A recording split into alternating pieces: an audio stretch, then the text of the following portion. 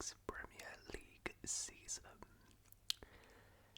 So, very excited. We've waited a long time for this, but the Premier League is finally back this week, kicking off on Friday, and I thought, why don't we go through every Premier League game for game week 1, and I give my thoughts and predictions for how I think the games are going to go. So, we probably won't do this for every game week, but I thought it's opening day, so we might as well. And to kick us off, on the opening day is Liverpool versus Bournemouth on Friday night. And I must say, this is going to be, I think, a fantastic opening day fixture here, because I think these are two teams who are very exciting to watch. Both score a lot of goals and are very fun teams to watch, and I think this game is really going to be a perfect way to kickstart this season. Of course, Liverpool going into this game are probably the favourites for champions to retain their title, and have made some fantastic signings to their team. Now they come off the back of the Community Shield, where they did lose on penalties to Crystal Palace, but Ekadike and Fringbong did score in that game, and Hugo Ekadike does look pretty good so far. Verts has looked pretty good, as has Fringbong and even Kirkers. So Liverpool have strengthened their squad a lot, and they are looking pretty decent right now. However, in this game and in pre-season, their defence has sort of been caught out quite a bit. They conceded 2 goals versus Palace, and honestly we're a little bit fortunate not to concede more. And if we go back here, you can see in pre-season they conceded 4 against AC Milan, they conceded against this Japanese team, conceded 1 here, conceded 2 versus Bilbao. Now, while the goals have been flowing for Liverpool, defensively, as you can see, I think there's a little bit of an adjustment period going on here as they sort of work out how to play with their new fullbacks and their new team. So, Bournemouth definitely can hurt Liverpool here and get some goals against Liverpool, because their defence is not looking as tight as it was last year, and particularly with Ryan Gravenberch, who I believe is suspended due to getting a red card at the last game of the season. They're going to lose another body in that midfield, but perhaps Szoboszlai is going to drop into a deeper role maybe. So I think Bournemouth definitely could hurt Liverpool here, and anyone thinking Liverpool are going to wipe the floor with them, I think you're far from the truth there, because speaking of Bournemouth, they last season showed against the bigger sides that they are fantastic, and in these big games they do very well. You know, I believe they beat Man City last season, they beat Arsenal last season. I don't think they beat Liverpool last year, but they definitely gave them a good game. They beat Man United last season, they beat a bunch of Big Six sides. So Bournemouth, I think, are going to give Liverpool a fantastic game here. But I spoke of Liverpool's defensive issues. Bournemouth definitely have them too. Interestingly, of course, Kirkes is going to be up against his former club here.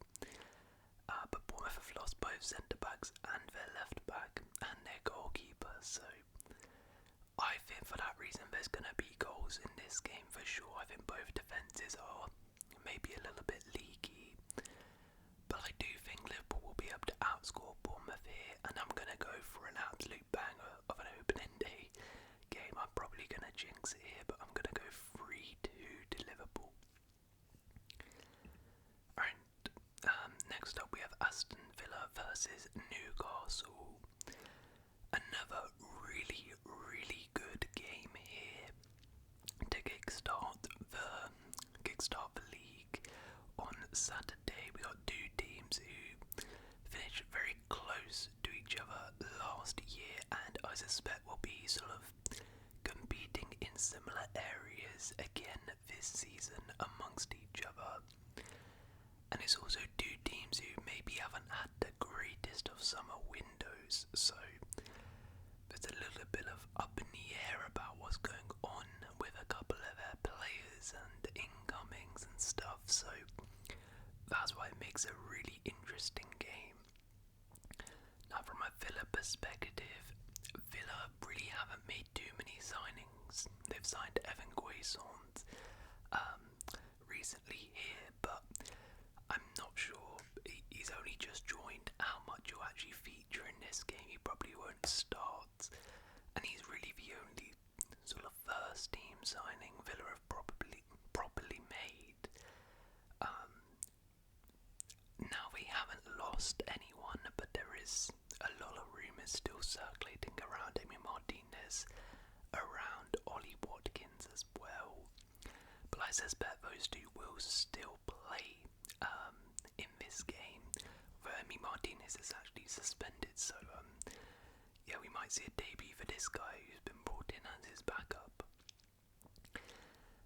And Newcastle, though, have had sort of similar issues with their transfer window because, of course, we know the whole Alexander Isak situation. Apparently he's actually suspended here anyways for the game, but don't think he'll be playing. And of course we know the situation about Newcastle calling literally every single striker in the world to play for them and none of them playing for them. I don't know if Newcastle would have signed anyone by the time this video gets out, but either way I don't think they'll be ready to play, so who Newcastle play up top I do not know. I'm guessing it'll probably be Osula, but that's going to be a big miss. Anthony Gordon potentially has picked up a knock. Could be a bit of a problem. They have signed Malik Chow, who, again, I don't know if he'll be in time to actually start this game, but Anthony Lang will definitely be there. Now that being said, it's going to be interesting. It's going to be very interesting. I feel like, hold on, where can I look at it? Head to head, I feel like Newcastle have had Villa's number the last time they've played. Is there a way to look at the head to head? I feel like Newcastle have just smacked up Villa. Oh yeah, it's right here, I'm stupid. No, wait, yeah, okay. So it's been like Newcastle have sort of had their number, but then Newcastle did lose 4-1 against them, and I believe they actually played very early on in the season here, yeah, and Newcastle won 5-1, so this is going to be interesting. It's at Villa Park. I think Newcastle won't have a striker by this point, and I don't think that's going to help them pretty much here. I'm going to go, I think Villa will win this. I'm going to go 2-1 to Villa. Next up we have Brighton versus Fulham. Interesting game here. So Brighton, they've obviously lost Joao Pedro this summer, but they haven't, and Estupinan, but they've really managed to keep hold of most of their squad, and they've made a couple decent additions. Olivier Buscagli and Diego Coppola have come in, as in Maxim de Kuiper. They've also made some really promising signings, such as Costulas, who's meant to be really, really good, and obviously Simas as well. But Brighton, yeah, they've got a lot of players on the books. It'll be interesting if Baleba plays, given the sort of rumours about him potentially going to Man United. And same thing with Van Heck, who apparently is wanting to leave, so I'm not sure who exactly they're going to be playing, but I think Brighton could have a decent game here. They've done very well in pre-season, it looks here as well. Oh, actually no, these are the only two pre-season games, but they did end last season very well, and I think we'll have a good season. Fulham, Fulham actually have had a pretty good pre-season, to be fair here, but Fulham actually haven't made any signings. It's been quite disappointing if you're a Fulham fan. I thought they could really kick on, but look, yeah, like it's It's the exact same squad as last season. There was no problem with that because Fulham were very good last year, but if you're a Fulham fan, you probably would have hoped that they would have signed somebody. But yeah, this is two teams who is very similar to what they had last year. Last year it was a win each, so I think it's going to be very similar to last year. I think there's not going to be too much to separate these two teams. Are going to go 1-1 draw. Okay, Sunderland versus West Ham. Now this is going to be good. Sunderland making their return to Premier League football, and they are at home at the Stadium of Light in their first game, which is a really big boost, hosting West Ham. Of course, Sunderland, we all know about the amount of signings they've made. It's been crazy, but their pre-season really hasn't been great. Their last pre-season result was a 3-0 drubbing at home versus Rayo Vallecano, so it's not been amazing, but I mean the signings they've made, wow. Look at all of these, just signing after signing here, and they've made some really exciting ones too.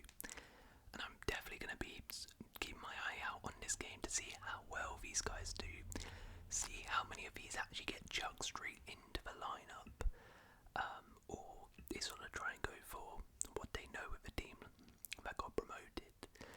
But it's going to be an absolutely electric atmosphere for sure at Stadium of Light. Return to the Premier League is definitely going to help them. We're going to be so up for this game.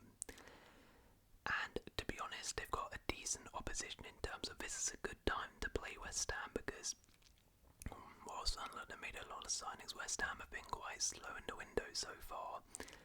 Really,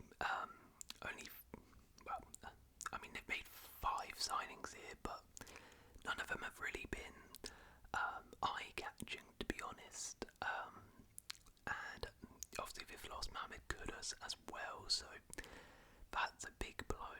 And West Ham are going into this, maybe not in the best of sort of atmospheres yet again, and I think quite a few people are tipping them to struggle given how much they haven't really strengthened their squad. They weren't particularly amazing under Graham Potter last season. I think there's quite a bit of pressure on Potter this year to hit the ground running.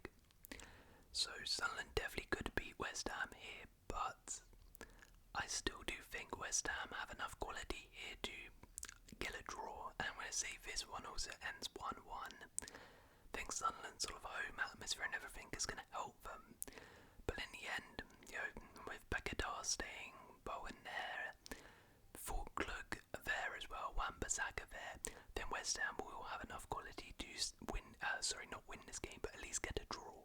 We have another promoted side, and that is Tottenham versus Burnley. This one's a lot harder of an opening day fixture for Burnley here, away from home against Spurs. That is a very tough ask for them, but I mean, again, like West Ham, maybe this is a good time to catch Spurs, considering they are going through a bit of a change with a new manager in Thomas Frank in charge. Still learning the system. They haven't had the greatest of pre-seasons. Still sort of trying to get players through the door. As of recording, they've only managed to get Mohamed Kudus through the door. Maybe Savio could be in, but I don't think he'll be there in time to start this game. So it's a decent time for Burnley, I guess, to play Spurs and potentially catch them out. But that being said, I think also if you're Thomas Frank and you're Spurs, you're probably like licking your lips here thinking this is all we could have asked for in terms of hopefully getting a positive start under Thomas Frank, a home game against a newly promoted side. I think Burnley will definitely make it tough for them, but in the end surely Spurs will win this. I'm going to go 2-0 to Spurs here against Burnley. I think Thomas Frank will get off to a winning start. Okay, next up we have Wolves versus Manchester City. Another really good game, I think, here. So Wolves ended last season fantastically under Vitor Pereira, but they have, like quite a few clubs, undergone quite a bit of change, losing some key players. With Semedo, Aït-Nouri and Cunha gone.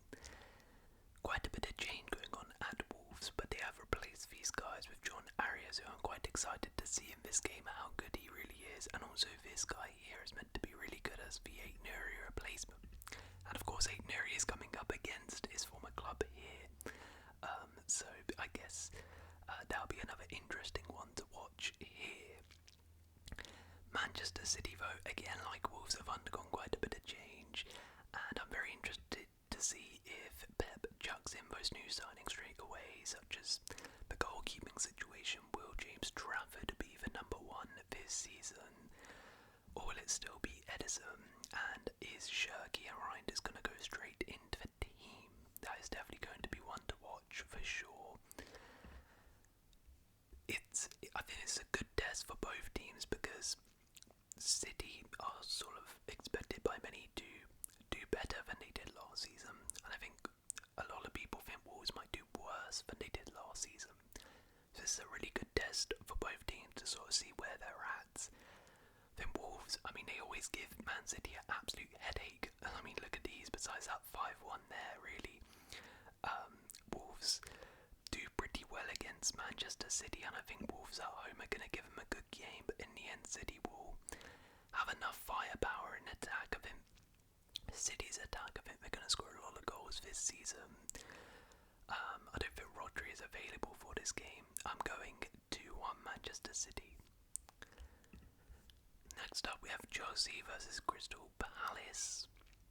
So the World Champs kick off their Premier League campaign at home against Crystal Palace, and Chelsea are going into this, I mean, just on an absolute high right now, obviously winning the Club World Cup, but then the last two pre-season games have been really, really good, and the feeling around Chelsea is very positive, but this is really going to be the litmus test in terms of a lot of people are tipping Chelsea to do very well this season, but now the season is about to actually start. How are they going to do? And this is a pretty good test against a really good Crystal Palace side. Crystal Palace, because Palace on their day can beat most teams in the league, I would say. So this is going to be a test. It's going to be interesting sort of what team we pull out.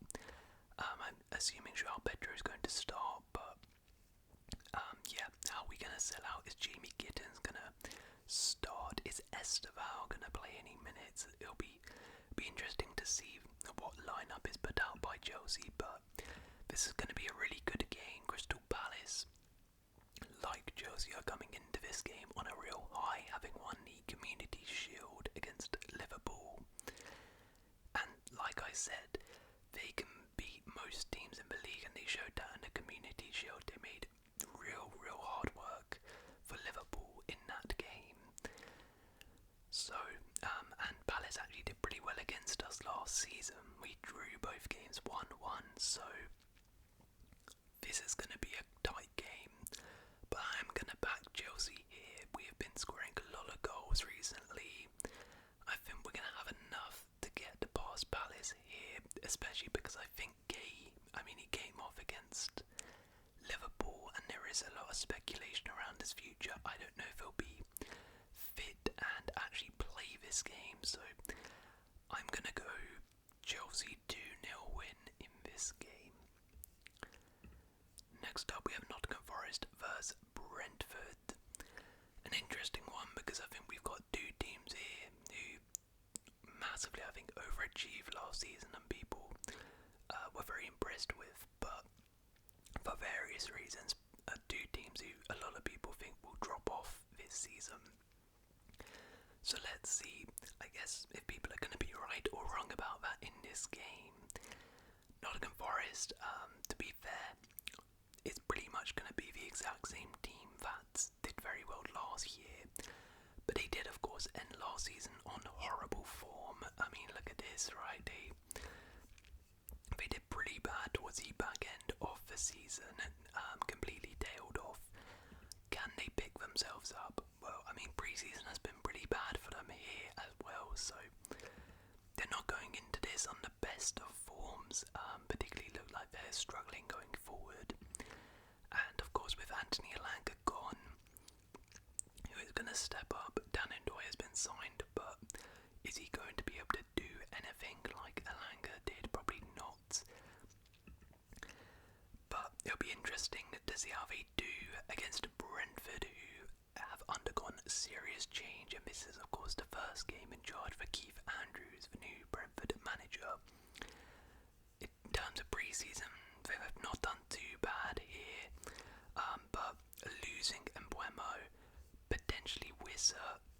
Wissa probably won't be playing this game because he wants out.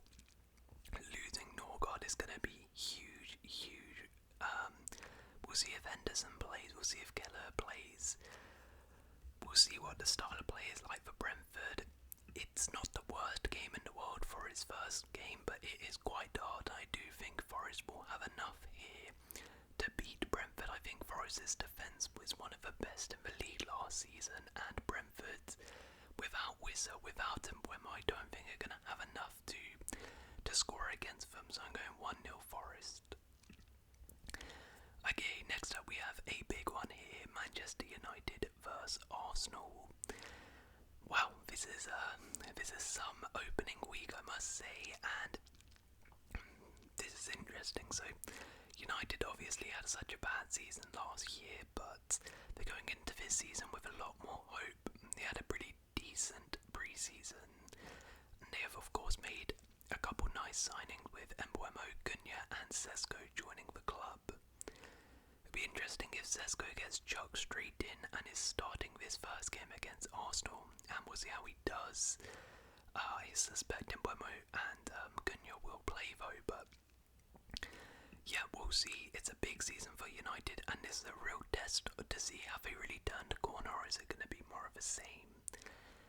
As for Arsenal, they do have made a bunch of signings, of course, with Madueke, Gyökeres, Zubimendi, the main three, and again, that's going to be an interesting one. Will Gyökeres start straight away, or is Arteta going to play it safe and go for Havertz? Will Madueke play as well? I suspect Zubimendi probably will play though. But Arsenal, it's a big season, and again, it's a really good test for them early on. They've had a bit of a mixed pre-season, but it's a good test to see are they really going to be one of the title favourites, because actually last year they struggled against United. I mean, look at this, right? United were quite poor, but their record against Arsenal was pretty good last season, and Amorim was in charge of both of those 1-1 draws. So I think United at home at Old Trafford opening day, then there's a bit more hope in them. I think given sort of Amorim's system against Arteta has done pretty well last season, I actually think United are going to do it well here, and I think they're going to grab a point. I think it's going to be another 1-1 draw here between these two. I think it's going to end a draw. And finally, the Monday night football game is Leeds United versus Everton.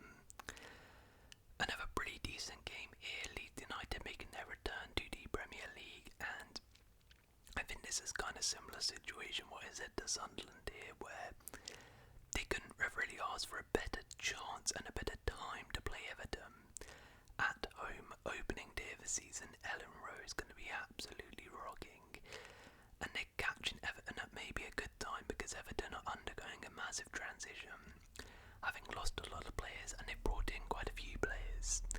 I think Everton could potentially be one of those teams who, as the season progresses, they get better.